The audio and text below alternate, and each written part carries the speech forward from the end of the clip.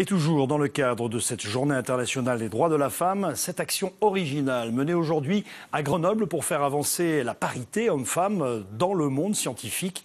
La CASMAT, le Centre de culture scientifique grenoblois, a lancé un éditathlon, un marathon d'édition pour enrichir les rubriques concernant les femmes de science sur Wikipédia, l'encyclopédie mondiale sur Internet. Xavier Schmitt, Marie Michelier.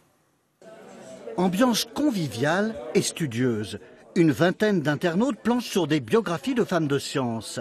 Des femmes ignorées, écartées jadis par le sexisme dominant ou restées dans l'ombre des hommes. Il y a aussi les scientifiques actuels, encore trop méconnus.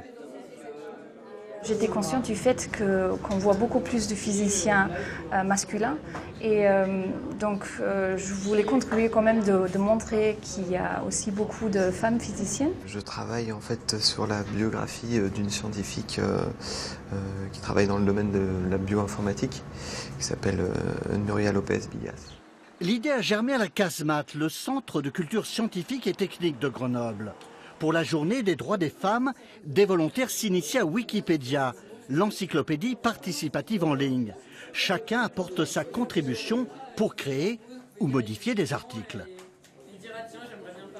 Tout un chacun, effectivement, peut le faire, et même en ce qui concerne des scientifiques ou des sujets scientifiques, même si vous n'êtes pas vous-même scientifique, vous pouvez trouver des sources qui vont vous éclairer et qui vont vous permettre d'écrire des informations sur ces sujets. Sur Wikipédia, la science au féminin n'a pas la part belle. Elle ne représente que 10% des articles. Pourtant, le monde scientifique évolue. Des femmes se battent pour rétablir l'équilibre. On n'arrive pas à la parité dans les écoles d'ingénieurs, alors que les femmes choisissent massivement la biologie, notamment la médecine, où elles arriveraient presque à 70%. En une journée, les contributeurs de Wikipédia vont ajouter une vingtaine de femmes de science à l'encyclopédie. Les sources d'information seront mentionnées. Il faudra enfin ajouter des images pour tirer tout à fait de l'oubli ces savantes inconnues.